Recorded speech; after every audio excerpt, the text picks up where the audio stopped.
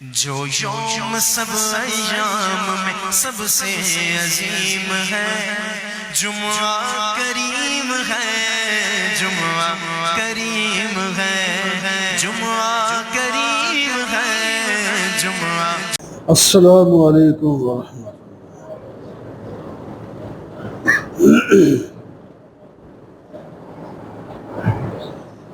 اللہ۔ الحمد للہ وکفى والصلاة والسلام على سید الرسل وخاتم الانبیاء، اما بعد فاعوذ باللہ من الشیطان الرجیم، بسم اللہ الرحمن الرحیم۔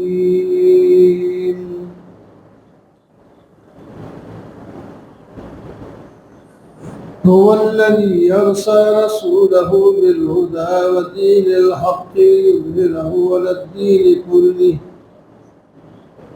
وكفى بالله شهيدا، صدق الله مولانا العظيم۔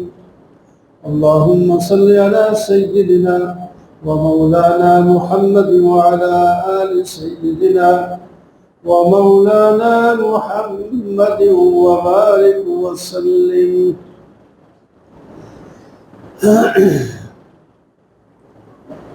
محترم معزز بزرگوں، دوستوں اور عزیزوں،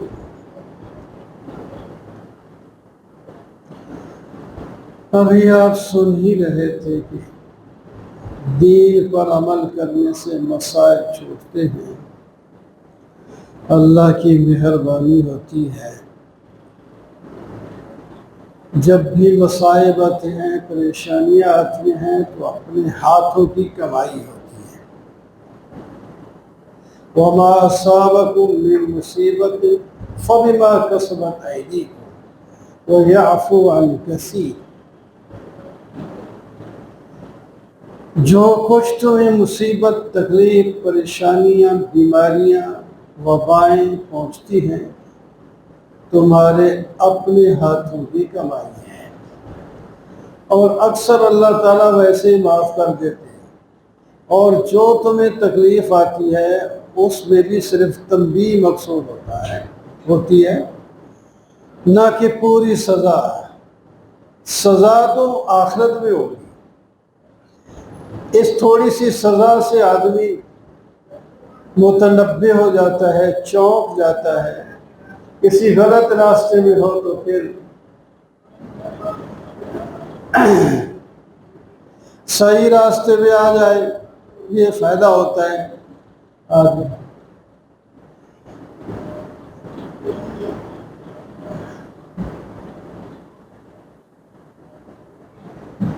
تو دین میں تھوڑی سی بھی نرمی ہو جائے، کسی بھی وجہ سے ہو جائے، بس نقصان ہی نقصان ہے۔ اس واسطے صحابہ کرام اس میں کوتاہی نہیں کرتے۔ اللہ اکبر، بڑا ہو یا چھوٹا ہو، انصاف کرتے ہیں۔ حضرت عمر رضی اللہ تعالی عنہ کے بارے میں کئی جمعوں سے آپ سن رہے ہیں، ان کے فضائل تو بہت ہے، سارا سال بیان ہوتے رہے تو نہیں ختم ہوتے۔ وہ بڑی شان کے مالک ہیں، اللہ تعالیٰ نے ان کو بہت کچھ دیا ہوا تھا، بڑے بڑوں سے ڈرتے نہیں تھے، اور اللہ کے سامنے اپنے آپ کو نیست و نابود سمجھتے تھے، کچھ بھی نہیں۔ یہی چیز انسان کے اندر آئے۔ حضرت صدیق اکبر رضی اللہ تعالی عنہ نے کہا، میں ایک پودا ہوتا اور مجھے اونٹ اپنے منہ سے کاٹ لیتا، پھر اپنے دانتوں سے مجھے چباتا، پھر مجھے نگل لیتا، نگلنے کے بعد پھر اس کے پیٹ میں ہوتا، اس کے بعد پھر میگنی بن کے باہر آ جاتا۔ مجھے یہ پسند ہے کہ میں انسان ہوں۔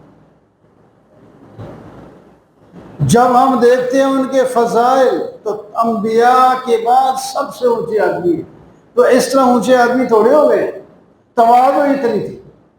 حضرت عمر نے کہا میں ایک چھترا ہوتا، دمبا ہوتا، میرے مالک مجھے پالتے اور خوب کھلاتے، میں خوب موٹا ہو جاتا۔ جب میں ان کی مرضی کے مطابق گوشت میرا ہو جاتا تو پھر وہ مجھے ذبح کرتے، ذبح کر کے مجھے میری بوٹیاں بناتے، بوٹیاں میری بھون بھون کے کھاتے اور کچھ خشک کر کے رکھتے اور بعد میں کھاتے رہتے۔ مجھے یہ پسند ہے اس سے کہ میں انسان ہوں۔ انسان کی بڑی فضیلت ہے، یہ نہیں کہ انسان کوئی حقیر چیز ہے۔ آگے جو اللہ کو حساب دینا ہے نا، اس واسطے انسان نے دینا ہے، وہ مشکل ہے۔ ورنہ تو اللہ تعالیٰ نے انسان کو مخدوم الکائنات بنایا ہے، بڑی چیز ہے۔ گھاس سے، چڑیا سے، تنکوں سے، ان چیزوں سے کوئی حساب نہیں ہوگا۔ بس جتنے دن رہے دنیا میں رہے، ختم ہو گئے، ختم ہو گئے۔ نہ جنت، نہ دوزخ، نہ حساب، نہ کتاب، نہ قبر، نہ کچھ۔ یہ سارا کچھ انسان اور جنوں کے لیے ہے۔ اس واسطے ان کو خوف ہوتا تھا، خوف، پریشان۔ تھوڑی سی چیز بھی بغیر حق کے، بغیر پوچھے نہیں لیتے تھے۔ بیمار ہو گئے، شہد کی ضرورت پڑی، حکیموں نے کہا آپ شہد استعمال کریں، شہد بیت المال میں ہے، کہتے ہیں میں نہیں لے سکتا۔ یہ جا کر عوام سے، کابینہ سے پوچھا اگر آپ اجازت دیں تو میں بیت المال سے کچھ شہد لے سکتا، لے لوں ورنہ نہیں۔ تو ادھر تو ہم ماشاءاللہ ہر چیز، بس جس کے پاس حکومت آ جائے، حکومت نہ بھی ہو، جس کے پاس جو کچھ ہے کہتے ہیں جس طرح بھی ہو اس کو ہڑپ کر جائے۔ کسی کا حق ہے، میرا ہے، تیرا ہے، اس کی کوئی بات نہیں۔ وہ ایسے تھے۔ کچھ قحط پڑ گیا کہ قحط کے دنوں میں آپ نے نہ گھی کھایا، نہ گھی کی بنی ہوئی چیز کھائی۔ کہ غریبوں کو کچھ نہیں مل رہا تو میں کیوں گھی اور گھی کی بنی ہوئی چیزیں کھاؤں؟ تو پھر اللہ نے شان بھی دی، اتنے بڑی شان دی۔ اللہ اکبر! شیطان اس راستے سے ہٹ جاتا اور پیچھے اوندا جا کے گرتا، ڈرتا اتنا۔ جو ہمارے اوپر سوار رہتا ہے شیطان، ہماری نکیل پکڑ کے جدھر مرضی مروڑ کے لے جاتا ہے، ہم کہتے ہیں ٹھیک ہے جی ہم آپ کے غلام صاحب۔ تو شیطان تو ڈر جاتا، اتنی شان کے مالک تھے۔ اور آپ کسی سے نہیں ڈرتے تھے، آنکھ میں آنکھ ڈال کے بات کرتے تھے۔ حضرت فیروز دہلوی کو خط لکھا کہ آپ کے بارے میں کچھ بات سامنے آئی ہے، آپ فوراً یہاں پہنچے۔ گورنر ہے وہ، آگے جب اندر جانے لگے جہاں حضرت بیٹھے تھے، ایک قریشی نوجوان وہ بھی ساتھ تھا، وہ اس نے دھکا مارا، آگے نکلا تو اس کی ٹکر ہو گئی۔ تو حضرت نے یوں ہی ہاتھ مارا، اس کے ناک پہ لگا تو خون و خون ہو گیا، وہ نوجوان خون و خون، وہ ناک پہ ایسی لگی چوٹ، ناک سے خون نکل آیا۔ اچھا،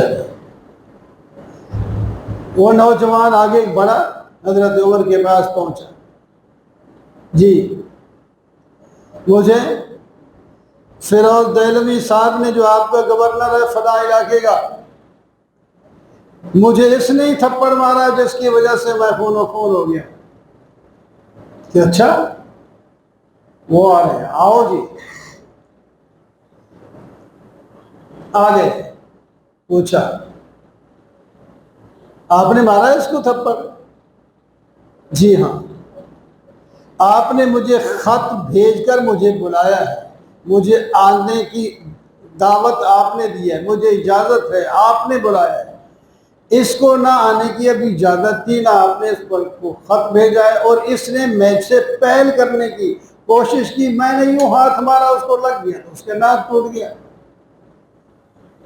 اقرار ہے نا آپ کو؟ جی ہاں۔ چلو پھر بدلہ دو۔ ایک نوجوان آدمی، عام ایک آدمی ہے، اس کو وہ مارا بھی پیچھے ہٹانے کے لیے، ایک ہاتھ مارا تو اس کو لگا ایسا کہ اس کا خون نکل آیا۔ بدلہ دو جی۔